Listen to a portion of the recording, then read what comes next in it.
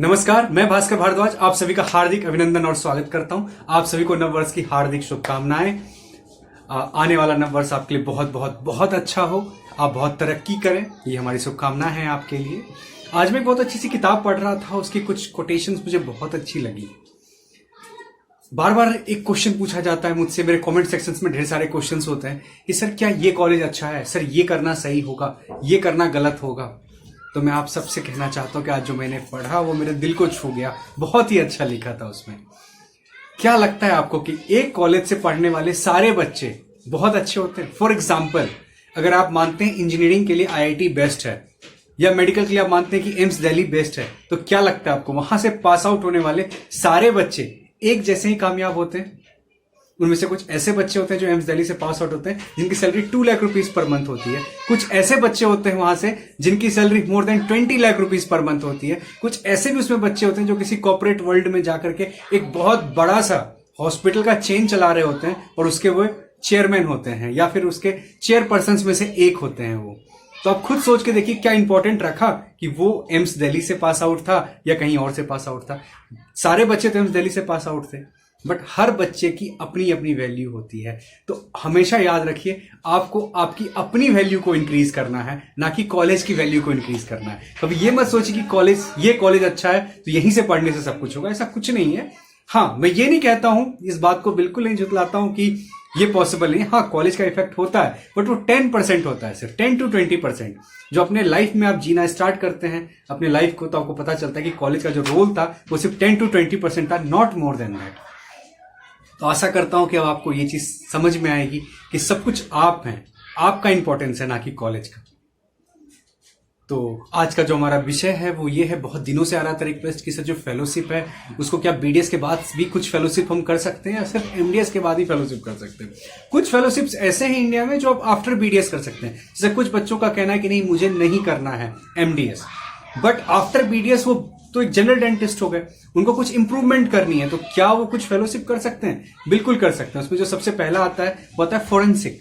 आप एसडीएम धारवा से जाकर के फोरेंसिक में कर सकते हैं और ये बहुत अच्छा है। इसमें कुछ वैकेंसीज भी आती हैं जो कि क्राइम ब्रांच में आती हैं और सीआईडी में आती हैं। यहां से आपको लिया जाता है अगर आप वहां से किए हैं। बहुत जगह पे आपको एज अ गेस्ट लेक्चर बुलाया जाएगा देने के लिए फोरेंसिक मेडिसिन पे, तो फोरेंसिक में जाकर के फेलोशिप कर सकते हैं या इन योर इंटर्नशिप भी कर सकते हैं। ये 6 मंथ का कोर्स होता है कंप्लीटली। मैं ये बात कर रहा हूं सिर्फ फोरेंसिक की। नेक्स्ट आता है लेजर। आज के टाइम पर लेजर ना बहुत ज्यादा एडवांस हो गया है, हर लोग अब लेजर के पीछे भाग रहे हैं डेंटिस्ट्री में, डेंटिस्ट्री प्लस लेजर। तो आप चाहे तो लेजर सीख सकते हैं जाकर। लेजर में आप एडवांस लेजर के लिए आप कोई भी फेलोशिप ले सकते हैं after your completing BDS. Third है ऑर्थोडोंटिक ट्रीटमेंट।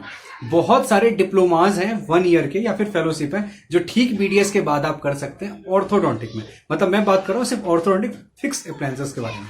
मतलब जब आप स्कूल मतलब कॉलेज लाइफ में है अभी, मतलब इन योर कॉलेज, तो आपको फिक्स अप्लायंसेस के बारे में नहीं बताया जाता है। तो बताया जाता है बट आप प्रैक्टिस नहीं करते हैं। मतलब आप क्लिनिक में आकर के फिक्स वाले केसेस नहीं कर सकते हैं ऑर्थो के। और ऑर्थो जो है वो एक बोनस है डेंटिस्ट्री में। सपोज कीजिए आप जनरल डेंटिस्ट हैं, आप आरसीटी करते हैं, आप क्राउन कटिंग करते हैं, आप कैपिंग करते हैं, आप डेंचर लगाते हैं, आरपीडी सीडी ये सब आप करते हैं। बट अगर आप एक्स्ट्रा में, सपोज कीजिए आप एक्स्ट्रा में अगर ऑर्थो ट्रीटमेंट भी करते हैं, सपोज कीजिए, तो अगर पूरे महीने में एक पेशेंट भी आपके पास ऑर्थो का है, सिंगल पेशेंट की बात कर रहा हूं मैं, आप छोटे शहरों में कर रहे हैं, मतलब type B type C type के जो सिटी है उसमें आप प्रैक्टिस कर रहे हैं, टाइप 1 में आप नहीं कर रहे हैं प्रैक्टिस, तो वहां पर मान लीजिए महीने में अगर एक भी आ गया आपके पास तो वो आपको इतने पैसे देके जाएगा, उस पूरे महीने का आपका रेंट चला जाएगा। उस क्लिनिक का रेंट जो आपको देना है अपने कुलीग को, जिसको आपने रख रखा है हेल्पर को, उसका पैसा आ जाएगा। तो जो ऑर्थो है वो आपको एक बोनस देता है, बूस्टअप देता है, तो आप इसके लिए भी जा सकते हैं। और ये 6 मंथ to 1 ईयर का होता है और डिफरेंट सिटीज में होता है। ऐसा नहीं है कि कोई बिहार से मुझे अगर ये देख रहा है तो उसे दिल्ली आना हो, वो पटना में कर सकता है ये कोर्स। कोई मुझे अगर सपोज कीजिए आप यूपी से देखें, उसको दिल्ली आने की जरूरत नहीं है, वो लखनऊ में, कानपुर में, बहुत अच्छे बनारस तक में जो ऑर्थो का फेलोशिप है वो होता है। अब बात कर लेते हैं, कुछ लोग इम्प्लांट में भी फेलोशिप कर सकते हैं आफ्टर बीडीएस। अगर आपका बहुत अच्छा है ओएस में कि आपको ओरल सर्जरी में आप बहुत अच्छे हैं और आपको लगता है कि आप इम्प्लांट में जाना है, आप कर सकते हैं फेलोशिप, तो बिल्कुल जाइए इम्प्लांट में जाके फेलोशिप कीजिए। वो भी एक बहुत ही अच्छा और सुटेबल ब्रांच है आपके लिए। इसके अलावा छोटी छोटी अलग अलग जो भी आपको डिपार्टमेंट अच्छा लगता है उस डिपार्टमेंट में डिफरेंट डिफरेंट फेलोशिप्स होती हैं, वो आप कर सकते हैं। मतलब फेलोशिप का मेनली रीजन ये होता है कि आपको पूरा कोर्स नहीं पढ़ाया जाता है, मतलब एक कंप्लीट चीज नहीं दी जाती, एक टॉपिक दी जाती है। जैसे फॉर एग्जांपल कि आप पेडियो में, पूरी पेडियो में अगर आप एमडीएस करेंगे तो उसके अंदर इम्प्लांट आएगा, मतलब आप सब कुछ पढ़ाई करेंगे साथ में इम्प्लांट की पढ़ाई करेंगे। बट इम्प्लांट अगर आप फेलोशिप में करेंगे तो सिर्फ आपको इम्प्लांट ही पढ़ाया जाएगा। आप पूरे साल इम्प्लांट के बारे में स्टडी करेंगे और इम्प्लांट के ही सारे केसेस करेंगे। ये होता है मेनली फेलोशिप का रीजन। आप फोरेंसिक में जाएंगे तो पूरा आपको डीएच नहीं पढ़ाएंगे, वो पूरा डीए आपको नहीं पढ़ाएंगे, वो सिर्फ और सिर्फ क्या करेंगे, फेलोशिप के लिए आपको मतलब सिर्फ और सिर्फ फोरेंसिक मेडिसिन के बारे में पूरा बताएंगे कि उसका एज कैसे निकाला जाएगा। कोई अगर मान लीजिए सपोज कीजिए कोई फिंगरप्रिंट है, आप जैसे फॉर एग्जांपल आपको ये पता होगा शायद कि जितने भी रेप केस होते हैं, जितने भी रेप विक्टिम होते हैं, उनमें जो भी जज होता है वो तभी जजमेंट सुनाएगा जब तक कोई डेंटिस्ट ना लिख करके दे कि हाँ ये प्रॉपर ये चीज हुआ था। मतलब आपकी इंपॉर्टेंस इतनी ज्यादा है, मतलब एक एमबीबीएस कितना भी बोल दे कि हाँ यही है सब कुछ है, बट जो सुप्रीम कोर्ट का गाइडलाइन है उसके अकॉर्डिंग टू एक डेंटिस्ट का उस पर सिग्नेचर होना इंपॉर्टेंट है जो फोरेंसिक से होगा। Forensic the dentist plus forensic जिसका होगा उसकी सिग्नेचर बहुत इंपॉर्टेंट रखती है, वो बताता है ग्रेड क्या है। ठीक है, इस पे हम लोग कभी और बात कर लेंगे, कभी और चर्चा कर लेंगे कहां पर और कैसे ये होता है, क्यों होता है, रीजन क्या होता है इसका, डेंटिस्ट का क्या रोल है इसमें। तो आप बिल्कुल फोकस्ड रहिए। अगर आपको लग रहा है कि एमडीएस के लिए जाना है, इट्स अ बेस्ट ऑप्शन, आप एमडीएस जरूर कीजिए। बट अगर लग रहा है कि आपसे नहीं हो पा रहा है, आपको नहीं इतना टाइम है, आप 3 साल नहीं दे पाएंगे ड्यू टू एनी रीजन, तो आप फेलोशिप जरूर कीजिए।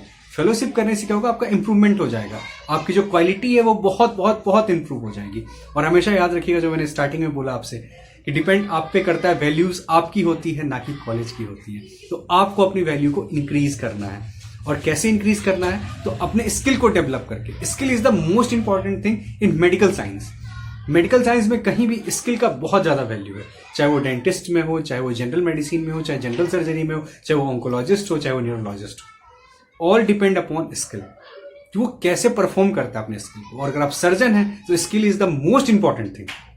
और डेंटिस्ट्री में कोई भी मेडिसिन नहीं होता है, सब कुछ सर्जरी परफॉर्म होता है। तो आप जो है, आपका स्किल बहुत इंपॉर्टेंट है, बहुत अच्छा होना। इसके साथ ही मैं आपसे इजाजत चाहूंगा, और अगर आपको लगता है कि वीडियो बहुत अच्छा है तो प्लीज को शेयर कीजिए, लाइक कीजिए, सब्सक्राइब कीजिए। Thank you so much.